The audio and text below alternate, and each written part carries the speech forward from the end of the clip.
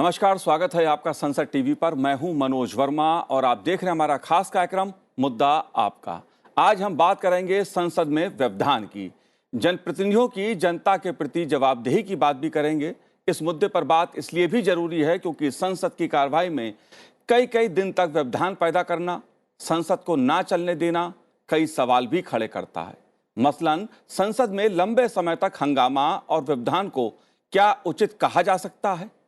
क्या व्यवधान को राजनीतिक रणनीति के हिस्से के रूप में सही कहा जा सकता है?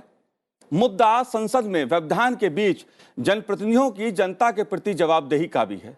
जैसा कि डॉक्टर राजेंद्र प्रसाद स्मृति व्याख्यान में राज्यसभा के सभापति जगदीप धनखड़ जी ने कहा भी कि यह जरूरी है कि जनप्रतिनिधि अपने विधायी दायित्वों और पार्टी की मजबूरियों के बीच अंतर करें। राजनीतिक रणनीति के तहत लंबे समय तक व्यवधान और शोर शराबे की सराहना नहीं की जा सकती है। दरअसल संसद के बजट सत्र के दूसरे चरण में व्यवधान के चलते संसद के दोनों सदनों में कामकाज नहीं हो पाया। वित्त विधेयक पर चर्चा के लिए राज्यसभा में करीब 10 घंटे का समय निर्धारित किया गया था, लेकिन नारेबाजी और व्यवधान के कारण वित्त विधेयक बिना चर्चा के पारित हुआ।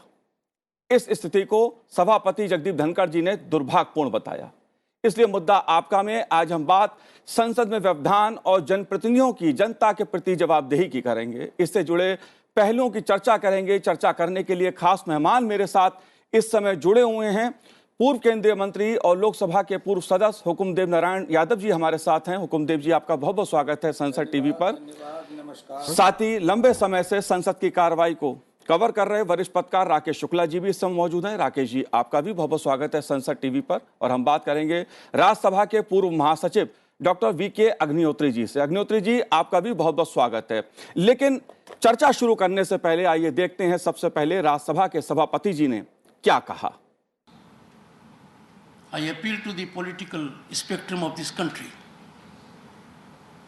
Never underestimate the intellect of the people. They know all that is happening. They are very discerning. Nothing can be more concerning for them that when Parliament is maintained by public exchequer at huge cost and it doesn't function day after day. That is very painful to them. They withstand it. They want to hold us accountable. How paradoxical it is. They send representatives in Parliament to hold the government accountable, and they are entertaining a different thought at the moment. Divergent views. Parliament is a place for divergent views, indigestible views, reflection of the other point of view. There can be no greater freedom of expression for an individual than in Parliament. For a simple reason, there is immunity provided to parliamentarians from civil and criminal action. जाहिर सी बात है, मुद्दा संसद में व्यवधान का है और जनता के प्रति जनप्रतिनिधियों की जवाबदेही का भी है, क्योंकि मुद्दे जनता से जुड़े सदन में उठते हैं। जाहिर सी बात है, जब सदन नहीं चलता है तो कई अहम मुद्दों पर, जनता से जुड़े मुद्दों पर, देश से जुड़े मुद्दों पर चर्चा भी नहीं हो पाती है। कई अहम कानून बनने होते हैं, उस पर भी चर्चा, कामकाज नहीं हो पाता है। इसलिए संसद में लंबे समय तक हंगामा और व्यवधान को क्या उचित कहा जा सकता है? हुकुमदेव जी, आप लंबे समय से संसद के सदस्य रहे हैं, विभिन्न पदों पर आपने काम किया है। जो उपराष्ट्रपति जी ने, राज्यसभा के सभापति जी ने जो बात कही कि जनता के पैसे से खर्च होते हैं लेकिन सदन नहीं चलता है, इस स्थिति को आप कैसे देखते हैं? इस व्यवधान को, लंबे समय तक व्यवधान को क्या उचित कहा जा सकता है? देखिए वर्मा जी, सबसे पहले आपके जो संसद टीवी है, जिसको सुनने वाले, देखने वाले काफ़ी हैं देश में जी, और खुशी की बात है कि गांव के अंदर भी जो एक वर्ग है जो नया, गरीब, निर्धन, निर्बल, पिछड़ा, दलित में से निकल रहा है, महिला हो या लड़का लड़की, पुरुष हो, वो भी इस टीवी को देखते हैं। क्योंकि इस पर जो बहस होती है लोकसभा में या राज्यसभा में, उसमें वो देखना चाहते हैं कि ये लोकसभा राज्यसभा में मेरी छवि है कि नहीं। अब बोलने वाले हैं, उनकी नज़र में मेरी कीमत कितनी है, जो कहते हैं लोक छवि, लोक दृष्टि और लोक कीमत। दूसरी बात है कि आप जिस प्रश्न को उठाए हैं, ईश्वर की कृपा से मुझे यह सौभाग्य है कि मैं 1960 में ग्राम पंचायत का प्रधान बना और तब से यात्रा करते विधानसभा बिहार में 3 बार रहा, 5 बार लोकसभा रहा, 1 बार राज्यसभा रहा। लगभग 62 वर्षों तक, 63 वर्षों तक हमने ये संसदीय जीवन में यात्रा की है जी। उम्र ज़्यादा होने के कारण स्वेच्छा से मैंने कहा कि चुनाव नहीं लड़ूंगा।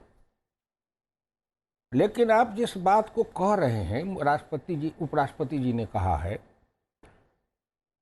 आप देखिए कि सन 50 से जो हमारी यात्रा प्रारंभ होती है, उस समय जवाहरलाल थे, उनके मुकाबले उन्हीं के समाजवादी और स्वतंत्रता आंदोलन में उनके घनिष्ठ मित्र और प्रशंसक सहयोगी डॉक्टर राम मनोहर लोहिया उनके प्रतिद्वंदी के रूप में सार्वजनिक रूप में व्याख्यान देते थे अपनी नीति जी, कि हमारी ये नीति है, सामाजिक, आर्थिक, राजनीतिक, जो भी वैदेशिक, हमारी नीति ये है। उसी तरह कम्युनिस्ट पार्टी में भी अजय घोष थे, जाने माने विद्वान थे। जनसंघ में भी उस समय बलराज बघेल थे, दीनदयाल उपाध्याय, अटल बिहारी वाजपेयी का युग प्रारंभ हुआ। तो नीतिगत बहस होती थी, राही की नहीं, राह की। और डॉक्टर लोहिया ने उस समय कहा था, राह को देखो, राही को मत देखो। राही भटक सकता है, लेकिन राह अगर सही है तो राही भटक भी नहीं सकता है। इसको भी हिंदुस्तान के लोगों ने बदलते देखा है। फिर एक बात मैं जरूर कहूँगा कि जो 50 के बाद से यात्रा शुरू हुई और आज का जो संसदीय लोकतांत्रिक व्यवस्था है, संसदीय व्यवस्था जी, उसमें गुणात्मक परिवर्तन नहीं किए, उसको कहिए कि ऐसे व्यवस्था में व्यक्ति का चरित्र, उसका स्वभाव, उसका चिंतन, उसका सामाजिक, आर्थिक, राजनीतिक जीवन में प्रभाव पड़ा है। सबसे पहले मैं कहूँगा आपको कि आज लोकसभा में बैठे हुए जो लोग हैं, देश के अंदर जो बुद्धिजीवी हैं, विद्वान हैं, अपने जिस बहस को कहा, इसमें बहस होना चाहिए। विश्वविद्यालयों में, लॉ कॉलेज में इस पर बहस होना चाहिए। इसमें जितने बार एसोसिएशन है उस पर बहस होनी चाहिए। इस बहस को सड़क से संसद तक और संसद से सड़क तक जी, इस बहस को होना चाहिए। जो सुनने वाले देश के अंदर जो बुद्धिजीवी और विद्वान लोग हैं, वो ऐसे अवसर पर भीष्म पितामह के जैसे मौन हो जाते हैं, तभी महाभारत होगा। एक तो मैं ये कहता हूँ जो होना चाहिए। दूसरी बात है परिवर्तन, कि किसी समय भारतीय संसद पर, संसदीय व्यवस्था पर समाज के बड़े लोग जो होते थे, राजघराने से आते थे या जमींदार परिवार से आते थे या ऊंचे पढ़े लिखे विद्वान होते थे, उनका था। आज परिवर्तन हुआ तो एक आदिवासी परिवार के जंगल में रहने वाली, सूखा खाने वाली, मजदूर के जैसे जीवन बिताने वाली, देश का सौभाग्य है कि वो गरीबनी द्रौपदी मुर्मू जी आज राष्ट्रपति हैं। एक सीमांत किसान का बेटा हाई स्कूल तक पैदल चल के स्कूल जाने वाला, सूखी रोटी खाने वाला, टूटी खाट पर सोने वाला, आज संयोग से भारत का उपराष्ट्रपति है। एक चौका बर्तन करने वाली, पसीना में लथपथ जी, ऐसे के बेटा नरेंद्र मोदी भारत का प्रधानमंत्री है। तो ये जब परिवर्तन होता है ना मनोज जी, तो समाज के अंदर एक सामंतवादी, पूंजीवादी और अंग्रेजी मानसिकता वाले जो लोग होते हैं, वो ऐसे परिवर्तन को सहज में स्वीकार नहीं कर पाते हैं। आज के व्यवधान में प्रधान यही है, न नीति है, न सिद्धांत है, न कुछ है, बस केवल कि ये ऐसे व्यक्ति जो यहाँ आ गए हैं, उसके कारण। जिस यात्रा का जिक्र आपने किया, आजादी से लेकर आज तक की जो संसदीय यात्रा है, जो 75 वर्षों का एक सफर अमृतकाल का हम कहें, उसमें तमाम बार ये देखने को मिला, एक दौर था सदन में जब चर्चा होती थी मुद्दों पर। मैं अग्निहोत्री जी आपसे जानना चाहता हूं इस मुद्दे को, क्योंकि यह मुद्दा भी एक बहुत बड़ा मुद्दा है। क्या व्यवधानों और नियमों के उल्लंघन को एक राजनीतिक रणनीति बनने दिया जा सकता है? अभी जो सड़क से संसद तक की राजनीति की बात कर रहे थे हुकुमदेव जी, ऐसा लगता है कि सदन में चर्चा ना करके सड़क की राजनीति, संसद का मंच चर्चा के लिए, मुद्दों पे बात करने के लिए, संवाद के लिए है, लेकिन व्यवधान, आपका क्या कहना है? नहीं, सबसे पहली बात तो ये है कि जो हमारे यहाँ 3 व्यवस्थाएं हैं, एक है आपकी ये संसद या जो स्टेट की असेंबलीज़ हैं, और फिर आपकी न्यायपालिका है, और फिर कार्यपालिका है। इन तीनों में आपके संसद को ही उच्चतम बताया गया है, सबसे उच्चतम है। और वो इसलिए क्योंकि ये 400 करोड़ भारतीयों का प्रतिनिधित्व करती है, जो कि कार्यपालिका और न्यायपालिका नहीं करती, जैसा कि कुछ विदेश कंट्रीज में है एक तरह का प्राविधान। ऐसी स्थिति में संसद को अपनी गरिमा बनाए रखने की बहुत ज़रूरत है, और उसके गरिमा बनाए रखने के लिए संसद में जो सांसद हैं उन्हीं का ये शिष्टाचार और जिम्मेदारी बनती है कि वो इस तरह से काम करें अपना वहाँ पर, जिससे कि इस संसद की गरिमा बनाई रहे। दूसरी बात जो मैं कहना चाहूँगा वो ये है कि संसद भी अपने नियम कानून से चलता है जी, और ये नियम कानून किसी और ने बना के उनको नहीं दिए हैं, कहीं विदेश से लाके नहीं रखे गए हैं। ये नियम कानून ये सांसदों ने ही अपने लिए बनाए हैं। एक तरह से उसको बोलिए सेल्फ गवर्निंग मोड में। रूल्स कमेटी है, वो नियम कानून बनाती है, उसको सांसद लोग अप्रूव करते हैं और उसी के आधार पर कार्रवाई चलती है। और इन नियम कानून में बहुत साफ साफ लिखा गया है कि शोर शराबा नहीं करना, और फिर अपनी बात अपनी जगह अपनी सीट से बैठकर ही बोलना, और फिर कार्यवाही में रुकावट नहीं डालना, और अगर सभापति जी बोलें तो पुनरावृत्ति नहीं करना उसी बात की बार बार, और इस तरह के तमाम नियम कानून हैं। तो ये जो सांसद लोग हैं उन्होंने जो अपने लिए नियम कानून बनाए हैं उन्हीं पर उनको आगे चलना चाहिए, ये मेरा विचार है। जी बिल्कुल, लेकिन एक मुद्दा बड़ा राकेश शुक्ला जी जनप्रतिनिधियों का है। इस मुद्दे को भी लगातार सभापति जी ने कई मंचों से उठाया है कि जनता के प्रति जो जनप्रतिनिधियों की जिम्मेदारी है, जवाबदेही है, क्योंकि जनता चुन के सांसद को, अपने जनप्रतिनिधि को सदन में भेजती है कि वो उनके मुद्दों को उठाएगा, लोक हित की बात करेगा। इसके लिए प्रश्नकाल, शून्यकाल जैसी विधायी संसदीय व्यवस्था भी की गई है।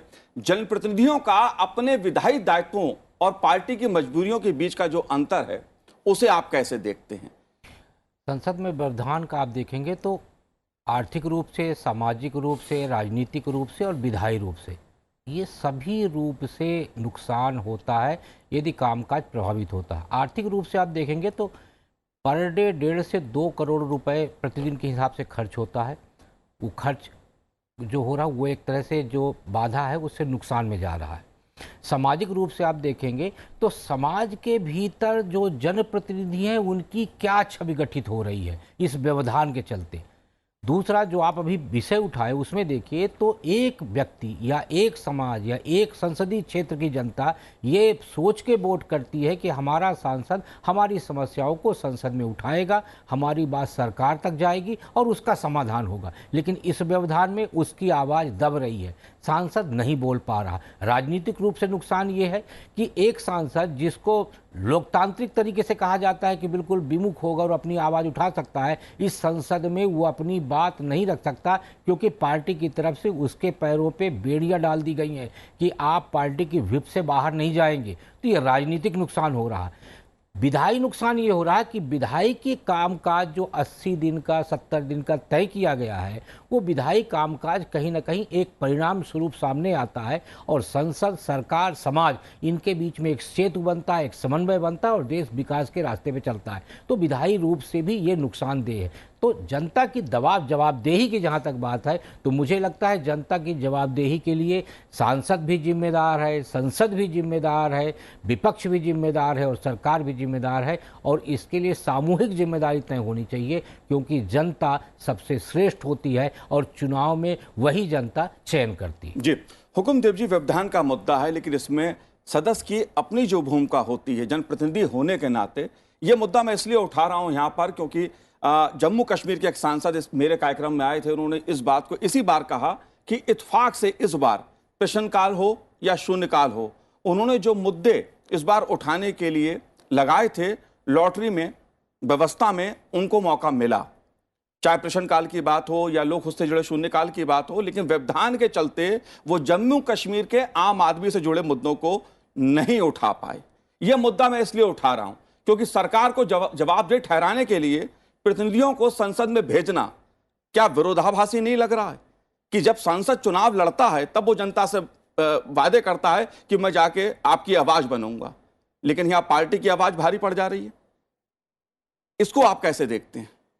देखिए, मैं तो गांव का किसान हूं।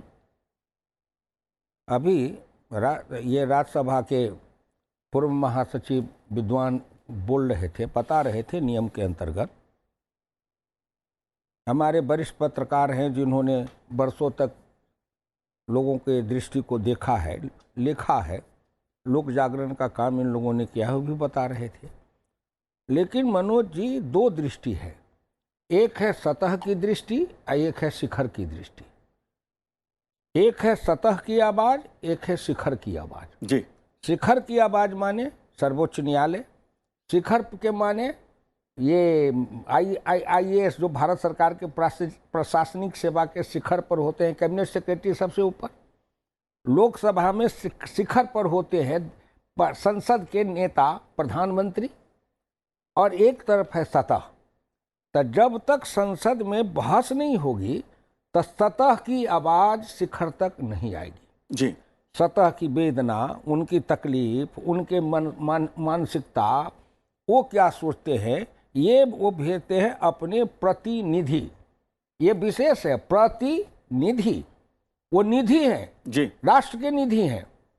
तो इस पर भी सभी को सोचना चाहिए। एक बात मैं कहूँगा कि हमारे डॉक्टर लोहिया थे, हम समाजवादी बड़े लड़ाकू थे, लेकिन हमेशा वो कहते थे कि मर्यादा की रेखा को लोकतंत्र में कभी मत लांघना, अपनी मर्यादा में रहना, अर्थात संसद में रहो, अपनी बात अपनी सीट से कहो, कभी कुआं में मत जाओ, जिसको अंग्रेजी में वेल कहते हैं, संसद के बीच में। तो मैं उसको कुआं कहता था, जो कोई कहे तो हम कहा कुआं में क्यों कूदने जा रहे हो, बैठो। तो उन्होंने कहा अपनी जगह से बोलो। तीसरी बात उन्होंने कहा कि जब आसन पर बैठे हुए सभापति बोले तो चुप हो जाओ, जी, अगर वो खड़े हो जाए तो बैठ जाओ, फिर तुम उठाओ, लेकिन अपनी मर्यादा को बनाए रखो। तो ये मर्यादा की रेखा आज़ादी के आंदोलन में और उस समय जो लोग पले थे, बढ़े थे, लड़े थे, तो उन लोगों का ट्रेनिंग हुआ था महात्मा गांधी के नेतृत्व में, जो जीवन के हुकुमदेव जी, आपने बहुत शालीन जो संसदीय शिष्टाचार है उसका उल्लेख किया, लेकिन जब सभापति जी खुद संबोधित कर रहे हो सदन को, कोई दिशा निर्देश दे रहे हो, उस समय नारेबाजी करते रहना, शोर शराबा करते रहना, इसे आप कैसे देखते हैं? देखिए, लोकसभा में भी यही स्थिति पैदा होती है। तो मैं कहता हूं ना, जब आप व्याख्या करेंगे तो जो लोकतंत्र हम कहते हैं ना, तो भारत के लोगों ने प्रारंभ से लोकतंत्र के कई स्वरूप को देखा है। लोकतांत्रिक राजशाही, लोकतांत्रिक परिवारवाद, लोकतांत्रिक अधिनायकवाद, लोकतांत्रिक अराजकतावाद, ये लोकतांत्रिक वितंडावाद, जी, ये लोकतंत्र के स्वरूप दिख रहे हैं सब हमारे यहाँ शुरू से। जी, बिल्कुल। तो आज उसको रोकने के लिए सबसे बड़ी चीज है मर्यादा। संसद कानून बनावे, और देश के संसद न बनावे तो आज देश के इतने लोग हैं क्या कर रहे हैं? क्या ये राकेश जी एक सवाल यहाँ, क्योंकि मैं जनता और जनप्रतिनिधि की बात दोनों की कर रहा हूं, सदन की बात कर रहा हूं, सदन में जो व्यवधान होता है उसका कहीं ना कहीं जनता के भी नुकसान होता है। जनता का जो पैसा उसी से ही संसद चलती है, जनता के मुद्दे कहीं ना कहीं पीछे छूट जाते हैं इस व्यवधान में। मैं आपसे इस बात को जानना चाहता हूं, पार्टी के प्रति एक सांसद का दायित्व है, जिम्मेदारी है, क्योंकि पार्टी ने टिकट दिया है, पार्टी ने चुनाव लड़ाया है, लेकिन जिस जनता ने वोट दिया है उसकी आवाज को उठाना, उससे जुड़े मुद्दे पीछे छूट जाए व्यवधान के चलते। प्रश्नकाल शून्यकाल की बात मैं बार बार इसलिए कर रहा हूं, चाहे राज्यसभा के सभापति जी हों या लोकसभा के अध्यक्ष जी हों, कई बार और कई अलग अलग वर्षों में मैंने देखा सबने इस बात पर जोर दिया कि सदन में चर्चा हो, मुद्दों पर बहस हो, प्रश्नकाल में और शून्यकाल में लोक हित से जुड़े मुद्दों पर चर्चा हो। इस मुद्दे को आप कैसे देखते हैं? भारत जब आज़ाद हुआ तो आज़ादी के बाद भारत को सुचारू रूप से चलाने के लिए जो व्यवस्था बनाई गई उसकी दो व्यवस्थाएं थी, सामाजिक और राजनीतिक। जब आज़ादी के बाद भारत का संचालन शुरू हुआ तो सामाजिक व्यवस्था को ऊपर रखा गया और राजनीतिक व्यवस्था को नीचे रखा गया, इसलिए कि सामाजिक व्यवस्था की सामाजिक ज़रूरतों को देखते हुए राजनीति की जाएगी और उसी राजनीति यानी सत्ता में बैठे हुए लोग समाज की उस विसंगति को दूर करेंगे और समाज को आगे बढ़ाने का काम करेंगे। लेकिन सने सने आप देखेंगे तो समाज नीचे चला गया और राजनीति ऊपर आ गई और राजनीति समाज को अपने तरीके से चलाने लगी। उसमें जातिवाद भी आ गया, धर्मवाद भी आ गया, समाजवाद भी आ गया और आपके धर्मनिरपेक्षवाद भी आ गया। इतने बाद आ गए, इतने चेहरे हो गए कि आप उसमें ये परिवारवाद भी आ गया। हाँ, परिवारवाद भी आ गया। तो ऐसे में आप देखेंगे कि राजनीतिक जब ऊपर आ गई है तो सारे सांसद राजनीतिक दलों के बंधक क्यों नहीं रहेंगे और इसी बंधक के चलते जनता की आवाज नहीं आ पा रही संसद के अंदर। ये बंधक शब्द आपका हो सकता है, लेकिन कहीं ना कहीं पार्टी का अनुशासन भी होता है उसमें, जिसे कहा जाता है, शब्दों में कहूं। लेकिन एक महत्वपूर्ण मुद्दा अग्निहोत्री जी, मैं आपसे समझना चाहूंगा इस बात को, क्योंकि जो सांसद सदस्य हैं सदन के भीतर, उन्हें अभिव्यक्ति की जो आजादी है, स्वतंत्रता है, क्योंकि उसकी जवाबदेही का मुद्दा भी है। सदन में यह बात ठीक है कि बोलने की आजादी है, लेकिन इसके प्रति जवाबदेही भी है। इस पहलू को आप कैसे देखते हैं? नहीं, बिल्कुल जवाबदेही है, क्योंकि जैसा मैंने कहा कि नियम कानून है, उसके हिसाब से ही संसद की कार्रवाई चलती है। तो जो भी अध्यक्ष है या सभापति जी हैं, उनको ये अधिकार दिया गया है कि अगर कोई भी सदस्य इस तरह की बात करता है जो नियम कानून के अंतर्गत नहीं ठीक समझी जाती है, तो उसको वहाँ से निकाल दिया जा सकता है। तो जिस मुद्दे पर आप बात कर रहे हैं उस मुद्दे पर अपना ध्यान रखें, इधर उधर की बात नहीं करें, क्योंकि वो सही नहीं होगा। तो ये सबसे इम्पोर्टेंट है जी। दूसरी बात यह है कि मुद्दे को उठाने, अल्टीमेटली जो शोर शराबा हो रहा है वो कोई मुद्दा उठाने के लिए ही हो रहा है, लेकिन मुद्दा उठाने के लिए इतने उपयंत्र बना दिए गए हैं रूल्स रेगुलेशंस में कि अगर कोई जिम्मेवार व्यक्ति है और उसको सब रूल कानून अच्छी तरह से मालूम है तो वो अपने मुद्दे किसी भी तरह से उठा सकता है, चाहे वो प्रश्नकाल हो। प्रश्नकाल में भी जो सवाल के जवाब दिए जाते हैं उससे अगर आप संतुष्ट न हो तो एक आधा घंटे की चर्चा होती है, या फिर कॉल अटेंशन मोशन जिसको कि ध्यानाकर्षण बोलते हैं, विशेष उल्लेख, अल्पकालीन चर्चा, लोकहित विषयों पर प्रस्ताव, शून्यकाल आदि आदि तमाम तरह के उपयंत्र आपके पास हैं जिससे आप अपना मुद्दा उठा सकते हो। तो ये हल्ला गुल्ला करके चर्चा उठाने से अगर सांसद लोग ये अपने पर ले लें जिम्मेवारी कि हम इन उपयंत्रों का यूज करके ही अपने चर्चे उठाएंगे तो संसद चल सकती है। जी बिल्कुल, और इसके लिए बाकायदा सदन में कई प्रकार की प्रक्रिया हैं, व्यवस्था हैं, नियम हैं, और संसद जो चलती है वो नियम और परंपराओं से ही चलती है। जाहिर तौर पे जब सदन में चर्चा होती है तो आम जनता के मुद्दों की बात होती है और सरकार से जो सवाल पूछने होते हैं उसका मौका भी विपक्षी सदस्यों को मिलता है। इसलिए बाकायदा जो समय होता है उसका निर्धारण किया जाता है विभिन्न मुद्दों पर कि कितने घंटे की चर्चा होगी, किस नियम के तहत होगी, किस प्रक्रिया के तहत होगी। इसलिए यह जरूरी है कि जनप्रतिनिधि अपने विधायी दायित्वों और पार्टी की मजबूरी के बीच के अंतर को भी समझें। मुद्दा सदन का है, व्यवधान का है, जनप्रतिनिधियों का जनता के प्रति जवाबदेही का है। इस पर काफी चर्चा हो सकती है। लेकिन समय की अपनी मर्यादा है। आप तीनों ने इस कार्यक्रम में भाग लिया, बहुत बहुत शुक्रिया संसद टीवी से बात करने के लिए, बहुत बहुत धन्यवाद आप तीनों का। तो आज इस कार्यक्रम में इतना ही, मुझे दीजिए आज्ञा, नमस्कार।